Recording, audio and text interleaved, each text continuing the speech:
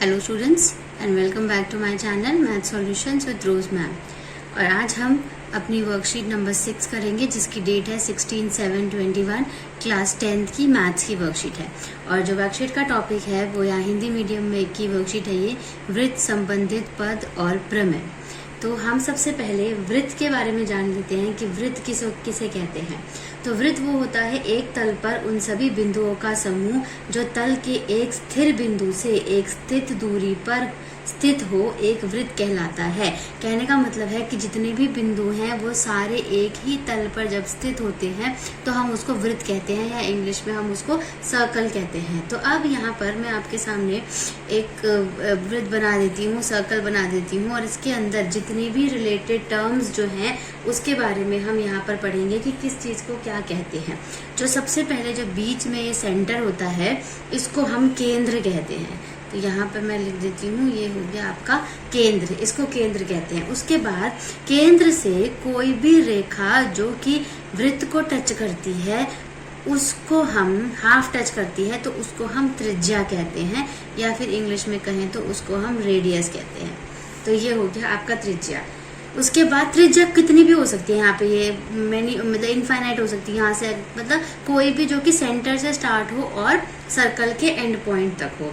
तो त्रिज्या हमने देख लिया, केंद्र देख लिया। दूसरा है जो दो त्रिज्याओं को मिला के जो बीच में जो ये स्पेस बनती है उसको हम त्रिज्य खंड कहते हैं। जैसे ये भी एक ये त्रिज्या है, ये भी एक त्रिज्या हो गई। और उसके बाद जो ये जो एरिया आ रहा है इसको मैं यहाँ पर दूसरे कलर से करके आपको शो करती हूँ, जिसमें ये पता चलेगा। जैसे देखिए ये कलर है, जो ये रेड कलर है, ये पूरा का पूरा ये जो रेड कलर है, इस रेड कलर को त्रिज्य खंड कहते हैं।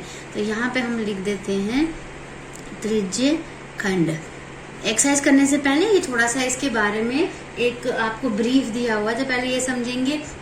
उसके बाद जो इसके अभ्यास प्रश्न है तो वो करने में बहुत आसानी हो जाएगी।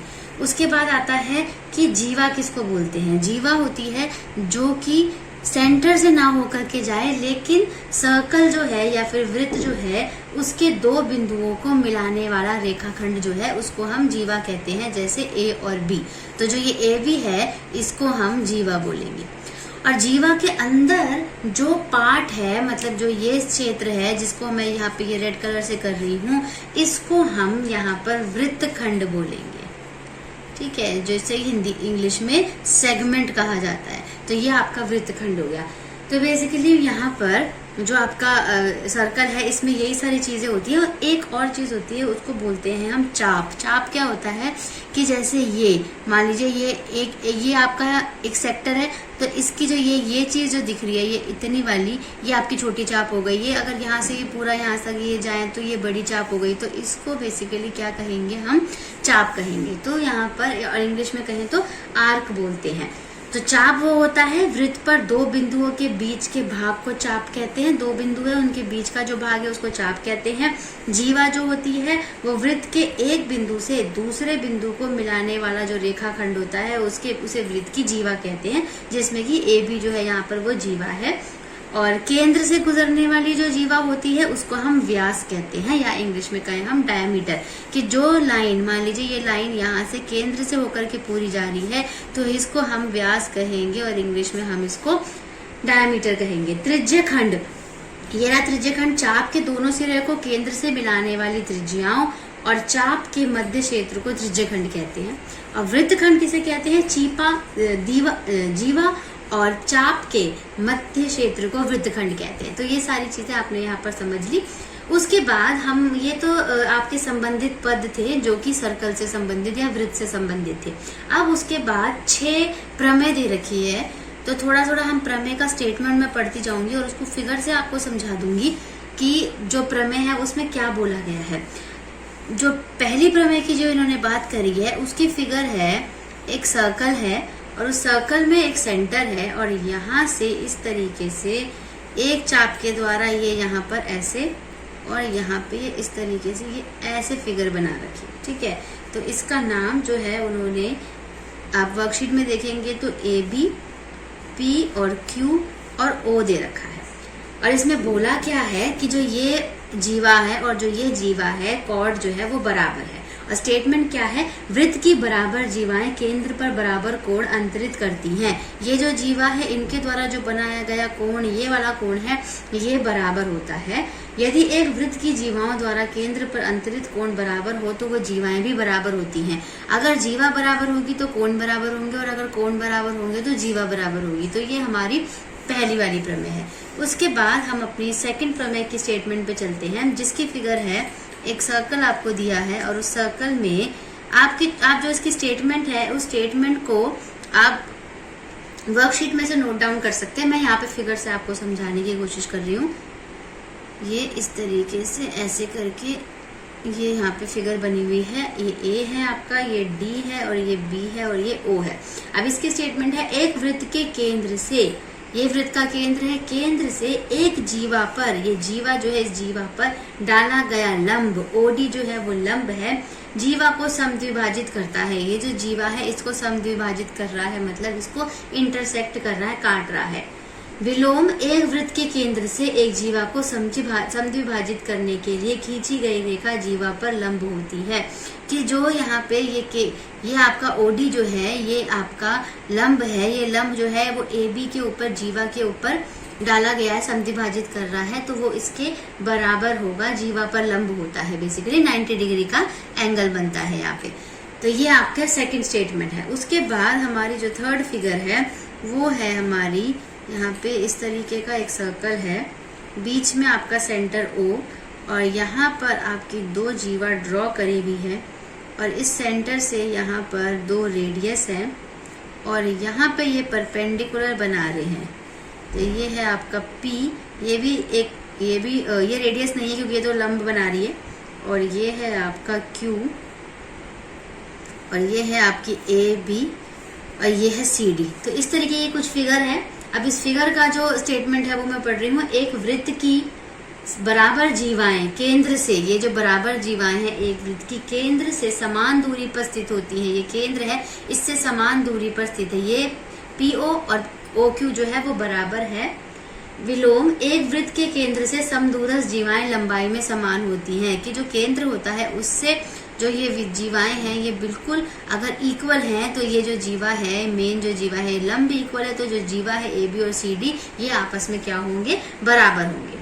उसके बाद हम चलते हैं अपने फोर्थ फिगर में। फोर्थ फिगर आपकी कुछ इस तरह की है, बीच में आपका ओ है सेंटर, उसके बाद यहाँ पर इस तरीके से एक एंगल आपको बनाया हुआ है, कोण बना करके दिया हुआ है, और यहाँ से इसके ऊपर ऐसे करके एक रेखा खींची है। ये डी है आपका, ये बी, ए है, बी है, ये आपका पी है। और इसकी स्टेटमेंट क्या है, एक चाप द्वारा केंद्र पर अंतरित कोण वृत्त के क्षेत्र भाग के किसी बिंदु पर अंतरित कोण का दुगना होता है। मतलब ये वाला जो आपका कोण है इस वाले कोण से डबल होगा, दुगना होगा। अगर ये 40 का है तो ये 80 का होगा, ये 50 का है तो ये 100 होगा, 100 का होगा। तो बेसिकली जो ये वाला कोण है ये आपका दुगना कोण कहा जाएगा। उसके बाद हमारी नेक्स्ट वाली जो फिगर है, फिगर नंबर 5 है। फिगर नंबर 5 में आपको इस तरीके का सर्कल है, बीच में आपका सेंटर ओ दे रखा है, और यहाँ पर इस तरीके से ये ए है, ये आपका सी है, यहाँ पे एक एंगल कोण बनाया हुआ है जो कि आपका कोण है, यहाँ पे ये क्यू है, यहाँ पे लिख देती हूँ, क्यू है ये बी है आपका, और यहाँ पर ये इस तरीके से, ठीक है, क्यू नहीं है, ये अल्फा है, अल्फा, और ये बीटा है, और यहाँ पे ये डी आ गया। तो जो ये एंगल है और ये एंगल, ये आपको बताने हैं कि ये क्या है, बराबर है कि नहीं।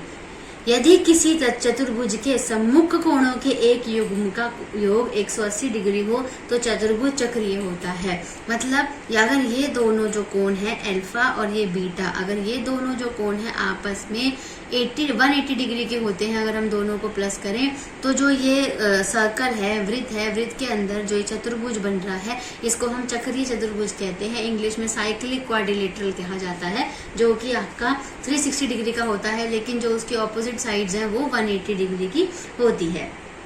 उसके बाद हमारी लास्ट जो प्रमेय है वो भी सर्कल के ऊपर ही है। तो यहाँ पर ये किस तरीके से, ये एक जीवा दे रखी है, और यहाँ पे एक एंगल, एक ट्राइंगल ऐसे बना रखा है ये वाला, और एक ट्राइंगल ये इस तरीके से बना रखा है ऐसे वाला, ये आपका ए है, ये बी है, और यहाँ सेंटर से भी एक आपका एक जो है कोण बना रखा है। तो इसकी जो स्टेटमेंट है वो है एक ही वृत्तखंड के कोण बराबर होते हैं। जैसे ये वृत्तखंड है, एक ही वृत्तखंड के जितने भी कोण होंगे, जैसे ये ए और ये जो बी है, ये आपस में क्या होंगे, बराबर होंगे। तो यहाँ पर हमारा जो ये प्रमेय का जो अब हमारा चल रहा था पार्ट, ये पूरा यहाँ पर खत्म हो जाता है। उसके बाद हमारे प्रैक्टिस क्वेश्चन शुरू होते हैं, जिसमें कि आपको 6 क्वेश्चन दिए हुए हैं। उस 6 क्वेश्चन में से जो सबसे पहला क्वेश्चन है वो है फिल इन द ब्लैंक्स है। पहले 3 क्वेश्चन जो हैं वो फिल इन द ब्लैंक्स है। तो आंसर नंबर 1 हम लिख लेते हैं। आंसर नंबर 1 है हमारा, वृत्त की सबसे बड़ी जीवा डैश होती है। तो वृत्त की सबसे बड़ी जीवा क्या होती है, व्यास होती है, जिसको हम इंग्लिश में क्या कहते हैं, डायामीटर। तो आंसर नंबर 1 जो है वो आपका व्यास हो गया। उसके बाद हम आंसर नंबर 2 पे चलते हैं। जीवा और चाप के मध्य क्षेत्र को डैश कहते हैं। जीवा और चाप के मध्य क्षेत्र को क्या कहा जाता है, वृत्तखंड कहा जाता है। तो आंसर नंबर 2 हो गया आपका, वृत्तखंड हो गया। तीसरा है, त्रिज्यखंड चाप के दोनों सिरे को केंद्र से मिलाने वाली त्रिज्याओं और डैश के मध्य का क्षेत्र होता है। तो इसका आंसर है आपका चाप। चाप के मध्य का क्षेत्र होता है, उसको त्रिज्यखंड कहते हैं। ये मैंने अभी पिछली फिगर में आपको सब समझाया है। तब आप फिगर मैच करेंगे और ये क्वेश्चन पढ़ेंगे तो आपको इससे कोरिलेट कर पाएंगे। क्वेश्चन नंबर 4 है। क्वेश्चन नंबर 4 के लिए आपको एक फिगर दी हुई है इस तरह की कुछ, कि यहाँ पर एक वृत्त आपको दे रखा है, बीच में आपका सेंटर O है और यहाँ से व्यास जा रहा है A, यहाँ पे B है आपका, A ऊपर है, यहाँ पे ऐसे करके ट्रायंगल है A B, और ये O है, यहाँ पे C है। और वो बोल रहा है दी गई आकृति में BOC एक वृत्त का व्यास है। BOC जो है वो व्यास है और AB is equals to AC है। AB जो है वो किसके बराबर है, AC के बराबर है।